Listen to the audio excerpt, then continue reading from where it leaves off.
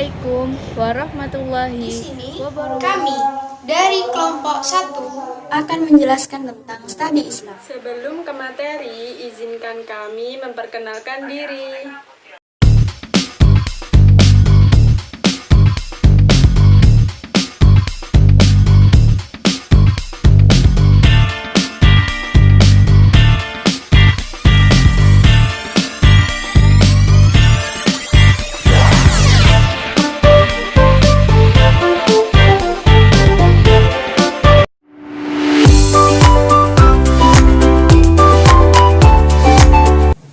Assalamualaikum warahmatullahi wabarakatuh. Di sini saya akan menjelaskan tentang pengertian studi Islam. Studi Islam sendiri terdiri dari dua kata. Yang pertama studi dan yang kedua Islam. Kedua kata ini memiliki arti yang berbeda. Studi sendiri adalah kegiatan yang sengaja dilakukan untuk mendapatkan informasi, mendapatkan pemahaman yang lebih besar, serta meningkatkan keterampilan seseorang. Sedangkan Islam sendiri berasal dari kata aslama, yaitu penurut dan patuh. Studi Islam secara etimologis merupakan terjemahan dari bahasa Arab, yaitu dirasah Islamiyah. Sedangkan studi Islam di Barat lebih terkenal dengan istilah Islamic Studies. Maka, studi Islam secara harfiah adalah kajian mengenai hal-hal yang berkaitan dengan Islam. Dengan perkataan lain, studi Islam adalah usaha sadar dan sistematis untuk mengetahui dan memahami serta membahas secara mendalam tentang seluk-beluk atau hal-hal yang berhubungan dengan agama Islam, baik berhubungan dengan ajaran, sejarah, maupun praktik-praktik pelaksanaannya secara nyata dalam kehidupan sehari-hari sepanjang sejarahnya. Jadi, studi Islam adalah upaya untuk mempelajari hal-hal yang berkaitan dengan Islam. Dan dapat disimpulkan, studi Islam adalah suatu pembelajaran yang dikaitkan atau berkaitan dengan kajian-kajian Islam atau beragama. Dan materi selanjutnya akan dilanjutkan dengan teman-teman saya. Cukup sekian materi dari saya. Terima kasih. Assalamualaikum warahmatullahi wabarakatuh. Di sini saya akan menjelaskan mengenai tujuan dan sasaran studi Islam. Tujuan dari studi Islam yang pertama adalah untuk memahami, mendalami, dan membahas ajaran Islam agar dapat dilaksanakan dan diamalkan dengan baik dan benar. Yang kedua adalah untuk menjadikan ajaran Islam sebagai wacana ilmiah secara transparan dan dapat diterima oleh semua kalangan. Selanjutnya adalah sasaran studi Islam. Sasaran studi Islam yang pertama adalah sasaran keagamaan. Menjadikan Al-Quran dan hadis tetap menjadi sandaran dan pedoman kajian Islam yang tidak keluar dari teks maupun konteks. Sasaran kedua adalah sasaran keilmuan. Studi keilmuan memerlukan pendekatan melalui kritis, analitis, metodologis, maupun historis. Itu yang dapat saya sampaikan. Wassalamualaikum warahmatullahi wabarakatuh. Terima kasih. Yang ketiga, saya akan menjelaskan tentang urgensi studi Islam. Dari tingkat kebudayaan, agama merupakan kultural universal, yang artinya agama mampu mengatur kehidupan manusia. Dan di mana teori fungsional dapat menyatakan bahwa segala sesuatu yang tidak berfungsi akan lenyap dengan sendirinya. Karena agama Islam dari dulu hingga sekarang dengan teguh dapat menyatakan keeksistensinya. Adapun urgensi studi Islam yang dapat dipahami yaitu 1. Umat Islam saat ini berada dalam kondisi problematik, di mana umat manusia pada saat ini berada pada kondisi yang lemah dalam aspek kehidupan sosial maupun budaya, yang mana harus berhadapan langsung dengan kehidupan modern yang serba praktis dan maju. Oleh karena itu, pentingnya studi Islam yang dapat mengarahkan dan bertujuan untuk mengadakan usaha-usaha pembaruan dan pemikiran kembali ajaran-ajaran agama Islam dan menjawab tantangan serta tuntunan zaman dan dunia modern yang tetap berpegang pada sumber ajaran Islam yang murni, yaitu Al-Quran dan As-Sunnah. Yang kedua, umat manusia dan peradabannya berada dalam posisi problematik. Pesatnya perkembangan kemajuan ilmu pengetahuan dan kemajuan teknologi modern telah membuka era baru yang dikenal dengan era globalisasi. Pada era ini ditandai dengan semakin dekatnya jarak hubungan komunikasi antar bangsa dan budaya umat manusia. Sebagai salah satu contoh ketergantungan iptek, membuat suatu negara tidak dapat berdiri sendiri. Hal ini dapat menciptakan kehidupan yang aman dan damai serta mewujudkan kemakmuran dan kesejahteraan umat manusia. Umat manusia dalam sejarah kehidupan, peradaban, dan kebudayaan telah berhasil menemukan aturan, nilai, dan norma sebagai pedoman dan pegangan hidup yang berupa agama, filsafat, serta ilmu pengetahuan dan teknologi. Untuk materi yang selanjutnya atau materi yang terakhir akan bersama saya, yaitu tentang sejarah perkembangan studi Islam. Sejarah perkembangan studi Islam ini dibagi menjadi 3 macam, yaitu yang pertama perkembangan studi Islam di dunia muslim, yang kedua yaitu sejarah perkembangan studi Islam di dunia barat, dan yang ketiga atau yang terakhir yaitu perkembangan studi Islam di Indonesia. Perkembangan studi Islam ini dimulai sekitar pada masa kejayaan Islam, yaitu sekitar tahun 750 sampai 1258 Masehi. Perkembangan studi Islam ini dikembangkan atau dihasilkan itu dari sorogan halakoh yang kemudian berubah ke sistem kutab di rumah para alim, kemudian dilanjutkan di masjid-masjid, lalu ada penggunaan sistem madrasah atau perguruan tinggi. Kemudian sejarah perkembangan studi Islam di dunia muslim ini dibagi menjadi 2 bagian, yaitu pada zaman Nabi dan pasca Nabi Muhammad SAW. Pada zaman Nabi ini dimulai sejak adanya Nabi Muhammad SAW sampai sekitar kurang lebih tahun 4 Hijriah. Kemudian pelaksanaannya ini ada yang di masjid dan ada juga yang di rumah. Sejak zaman Rasul ini sudah ada penerapan tradisi secara lisan, penerapan ilmu-ilmu itu secara lisan, karena pada saat itu juga belum mengenal secara rinci dengan tulisan. Baru setelah itu ada pengembangan ilmu tafsir, fikih, kemudian juga ada studi hadis. Studi hadis ini maksudnya yaitu penjelasan dari Rasulullah atas firman-firman yang diturunkan oleh Allah. Kemudian pada fase ini ada dibagi menjadi 2 fase, yaitu fase Mekah dan fase Madinah. Pada fase Mekah ini difokuskan pada masalah-masalah eskatologis, maksudnya itu yaitu tentang pembahasan ketuhanan. Untuk fase yang kedua yaitu fase Madinah yang difokuskan pada peranata sosial. Kemudian bagian yang kedua yaitu perkembangan studi Islam di dunia muslim pasca Nabi Muhammad SAW.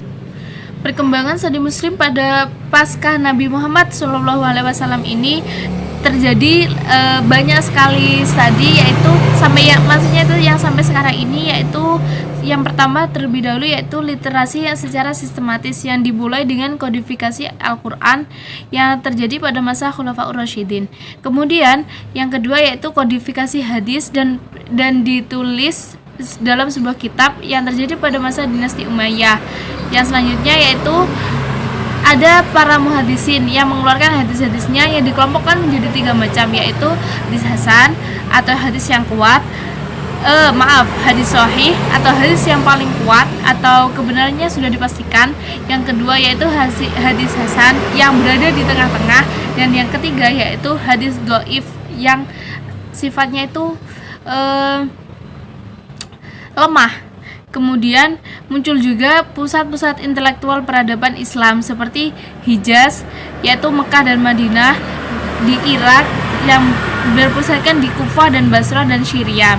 Kemudian perkembangan studi Islam ini mencapai puncaknya pada masa Abbasiyah. Kemudian studi Islam yang dikembangkan pada masa ini meliputi ilmu normatif Islam yang bersumber dari teks agama dan ilmu yang berbasis pada gejala sosial dan alam atau scientific atau positif. Kemudian ilmu di dunia Islam berbasis teks keagamaan yang pertama yaitu Al-Quran dan Al-Hadis, pasti yaitu. Kemudian ilmu kitab tafsir, tata bahasa, hadis dan ulumul hadis, sejarah Nabi, dan masih banyak lainnya. Kemudian ilmu yang ada di dunia Islam, ilmu di dunia Islam itu sudah ada bermacam-macam, yaitu ilmu sosial dan sains eksak. Di antaranya yaitu penerjemahan karya-karya yang berbahasa asing pada masa itu kemudian diterjemahkan ke dalam bahasa Arab dan sebaliknya. Kemudian ada juga ilmu astronomi, ilmu astrologi, matematika yang diperkasai oleh Al-Khwarizmi dan seterusnya. Kemudian pusat-pusat studi Islam di dunia muslim itu pada zaman Nabi itu dilaksanakan di masjid dan di rumah-rumah seperti yang telah saya sebutkan tadi. Kemudian pada kekaisaran Abbasiyah ini sudah ada gedung-gedung sekolah dan mata kuliahnya juga sudah beraneka ragam, karena pada masa inilah kejayaan Islam pada bidang pengetahuan sangat pesat. Kemudian ada Bait Al-Hikmah, perguruan tinggi, dan berbagai universitas yang telah muncul. Kemudian yang selanjutnya yaitu perkembangan studi Islam di dunia barat. Perkembangan studi Islam di dunia barat ini meliputi dua bagian, yaitu fase kejayaan Islam dan fase runtuhnya Islam. Fase kejayaan Islam ini mengalami masa kejayaan banyak ketika masyarakat barat menimba ilmu di berbagai universitas Islam. Kemudian karya-karyanya Islam ini mulai diterjemahkan ke dalam bahasa mereka. Fase kejayaan Islam ini berlangsung sekitar abad ke-8 sampai 13 Masehi. Di sini masa kejayaan Islam ini berlangsung pada masa dinasti Abbasiyah, yaitu saat pemerintahan Al-Ma'mun tahun 813 sampai 833 Masehi, yang terjadinya gerakan penerjemahan buku-buku Yunani ke dalam bahasa Arab. Kemudian banyak orang Eropa yang belajar ilmu pengetahuan di Cordova, adanya dan yang lain sebagainya lagi yang masih banyak. Yang selanjutnya yaitu fase runtuhnya Islam, yaitu studi Islam yang dimulai sejak Renaissance di Barat, yang terjadi dinamika dari hegemoni Barat, bangkitnya ilmuwan Muslim, dan kolaborasi Barat sampai sekarang. Fase runtuhnya Islam ini dimulai sekitar tahun 16 sampai 19 Masehi pada etap yang terjadi pada masa dinasti Umayyah. Yang selanjutnya yaitu ada para muhadisin yang mengeluarkan hadis-hadisnya yang dikelompokkan menjadi 3 macam, yaitu hadis hasan atau hadis yang kuat, hadis sahih atau hadis yang paling kuat atau kebenarannya sudah dipastikan. Yang kedua yaitu hadis hasan yang berada di tengah-tengah, dan yang ketiga yaitu hadis dhaif yang sifatnya itu lemah. Kemudian muncul juga pusat-pusat intelektual peradaban Islam seperti Hijaz, yaitu Mekah dan Madinah, di Irak, yang berpusatkan di Kufah dan Basrah dan Syria. Kemudian perkembangan studi Islam ini mencapai puncaknya pada masa Abbasiyah. Kemudian studi Islam yang dikembangkan pada masa ini meliputi ilmu normatif Islam yang bersumber dari teks agama dan ilmu yang berbasis pada gejala sosial dan alam atau scientific atau positif. Kemudian ilmu di dunia Islam berbasis teks keagamaan yang pertama yaitu Al-Quran dan Al-Hadis, pasti yaitu. Kemudian ilmu kitab tafsir, tata bahasa, hadis dan ulumul hadis, sejarah Nabi, dan masih banyak lainnya. Kemudian ilmu yang ada di dunia Islam, ilmu di dunia Islam itu sudah ada bermacam-macam, yaitu ilmu sosial dan sains eksak. Di antaranya yaitu penerjemahan karya-karya yang berbahasa asing pada masa itu kemudian diterjemahkan ke dalam bahasa Arab dan sebaliknya. Kemudian ada juga ilmu astronomi, ilmu astrologi, matematika yang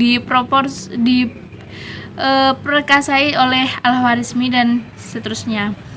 Kemudian pusat-pusat studi Islam di dunia muslim itu pada zaman Nabi itu dilaksanakan di masjid dan di rumah-rumah seperti yang telah saya sebutkan tadi. Kemudian pada kekuasaan Abbasiyah ini sudah ada gedung-gedung sekolah dan mata kuliahnya juga sudah beraneka ragam, karena pada masa inilah kejayaan Islam pada bidang pengetahuan sangat pesat. Kemudian ada Bait Al-Hikmah, perguruan tinggi, dan berbagai universitas yang telah muncul. Kemudian yang selanjutnya yaitu perkembangan studi Islam di dunia barat. Perkembangan studi Islam di dunia barat ini meliputi dua bagian, yaitu fase kejayaan Islam dan fase runtuhnya Islam. Fase kejayaan Islam ini mengalami masa kejayaan banyak ketika masyarakat barat menimba ilmu di berbagai perkasai oleh Al-Khwarizmi dan seterusnya. Kemudian pusat-pusat studi Islam di dunia muslim itu pada zaman Nabi itu dilaksanakan di masjid dan di rumah-rumah seperti yang telah saya sebutkan tadi. Kemudian pada kekuasaan Abbasiyah ini sudah ada gedung-gedung sekolah dan mata kuliahnya juga sudah beraneka ragam, karena pada masa inilah kejayaan Islam pada bidang pengetahuan sangat pesat. Kemudian ada Bait Al-Hikmah, perguruan tinggi, dan berbagai universitas yang telah muncul. Kemudian yang selanjutnya yaitu perkembangan studi Islam di dunia barat. Perkembangan studi Islam di dunia barat ini meliputi dua bagian, yaitu fase kejayaan Islam dan fase runtuhnya Islam. Fase kejayaan Islam ini mengalami masa kejayaan banyak ketika masyarakat barat menimba ilmu di berbagai universitas Islam. Kemudian karya-karyanya Islam ini mulai diterjemahkan ke dalam bahasa mereka. Fase kejayaan Islam ini berlangsung sekitar abad ke-8 sampai 13 Masehi. Di sini masa kejayaan Islam ini berlangsung pada masa dinasti Abbasiyah, yaitu saat pemerintahan Al-Ma'mun tahun 813 sampai 833 Masehi, yang terjadinya gerakan penerjemahan buku-buku Yunani ke dalam bahasa Arab. Kemudian banyak orang Eropa yang belajar ilmu pengetahuan di Cordova, dan yang lain sebagainya lagi yang masih banyak. Yang selanjutnya yaitu fase runtuhnya Islam, yaitu studi Islam yang dimulai sejak Renaissance di Barat, yang terjadi dinamika dari hegemoni Barat, bangkitnya ilmuwan Muslim, dan kolaborasi Barat sampai sekarang. Fase runtuhnya Islam ini dimulai sekitar tahun 16 sampai 19 Masehi. Mohon maaf untuk teman-teman karena ini tadi baru adzan, jadi saya tinggalkan dulu sejenak dan kita lanjutkan lagi, yaitu perkembangan studi Islam di Indonesia. Perkembangan studi Islam di Indonesia ini tidak luput dari tangan para wali, para alim, para ulama yang berjasa sekali pada studi Islam pada warga Islam di Indonesia ini. Perkembangan studi Islam ini melalui banyak hal. Yang pertama yaitu langgar ini yaitu masjid kecil seperti masjid tapi berukuran kecil dan tidak bisa digunakan untuk sholat Jumat. Yang kedua yaitu surau ini sama saja dengan masjid tapi penyebutannya saja yang berbeda, yaitu penyebutan surau ini kalau tidak salah di daerah Sumatera. Yang kemudian melalui masjid itu sudah banyak ya kita ketahui, masjid itu fungsinya untuk perkembangan studi Islam. Yang selanjutnya yaitu di rumah-rumah para gurunya. Yang selanjutnya perkembangan studi Islam di Indonesia itu melalui di pesantren. Pesantren ini diprakarsai atau ada pembimbingnya yang bernama kiai, ibu nyai, atau ustadz atau ustadzah atau guru yang mengajar untuk mengaji. Bukan hanya mengaji saja, tapi seluruh kajian dalam studi Islam. Di dalam pesantren ini ada masjid sebagai sarana tempat pengajaran atau pendidikan. Kemudian sumber utama kajian di pesantren ini kitab kuning. Kitab kuning itu kitab-kitab klasik berbahasa Arab yang diterjemahkan sesuai bahasa daerah masing-masing. Kemudian penulisannya itu dengan menggunakan pegon. Kemudian pondok ini sebagai tempat tinggal santri ketika proses menimba ilmu ini. Kemudian pendidikan kerajaan. Pendidikan kerajaan ini merupakan salah satu lembaga yang ketika Indonesia berbentuk kerajaan dan pendidikan ini dibiayai 100% atau full oleh kerajaan. Di antara kerajaan yang mendirikan pendidikan ini yaitu Kerajaan Samudra Pasai, Kerajaan Aceh Darussalam, dan Kerajaan Demak. Kemudian perkembangan studi Islam selanjutnya yaitu di sekolah atau madrasah. Di sekolah atau madrasah ini dimulai sejak abad ke-20, yaitu muncul madrasah atau sekolah. Sekolah model ini bermodal Belanda yang didirikan oleh organisasi Islam seperti Muhammadiyah pada tanggal 18 November 1912 dan NU pada tanggal 31 Januari 1926 dan persis dan juga lain sebagainya, masih banyak lagi. Kemudian perkembangan studi Islam yang berkembang di universitas. Universitas ini didirikannya sekolah tinggi Islam yang ada di Jakarta. Kemudian berubah menjadi Universitas Islam Indonesia atau UII di Yogyakarta. Akhirnya didirikan IAIN Al-Jam'iyah Al-Islamiyah Al-Hukumiyah pada tahun 1960 yang diikuti dengan berdirinya 14 IAIN dan 36 PTAI atau Perguruan Tinggi Agama Islam. Kemudian pada tahun 2002 berdiri 6 UIN dan pada saat ini ada 6.000 PTKI atau Perguruan Tinggi Keagamaan Islam yang terdiri dari 17 UIN, puluhan IAIN, STAIN, dan ribuan PTKI swasta termasuk IAID Darussalam Ciamis yang berdiri pada tahun 1970. Dibandingkan negara lain seperti Mesir yang tercatat memiliki 55 perguruan tinggi Islam, Arab Saudi 60 perguruan tinggi Islam, dan Malaysia 35 perguruan tinggi Islam. Mohon maaf untuk teman-teman kalau suara saya tadi kurang jelas, soalnya ini yang di dalam agak gelap, jadinya saya pakai yang di luar. Jadi kalau yang di luar ya kayak gini suasananya. Mohon maaf kalau ada yang dibingungkan atau ditanyakan dari kelompok kami, bisa kita diskusikan di via WA group. Dan sampai jumpa lagi. Wassalamualaikum warahmatullahi wabarakatuh. Pada tanggal 31 Januari 1926 dan persis dan juga lain sebagainya, masih banyak lagi. Kemudian perkembangan studi Islam yang berkembang di universitas. Universitas ini didirikannya sekolah tinggi Islam yang ada di Jakarta. Kemudian berubah menjadi Universitas Islam Indonesia atau UII di Yogyakarta. Akhirnya didirikan IAIN Al-Jam'iyah Al-Islamiyah Al-Hukumiyah pada tahun 1960 yang diikuti dengan berdirinya 14 IAIN dan 36 PTAI atau Perguruan Tinggi Agama Islam.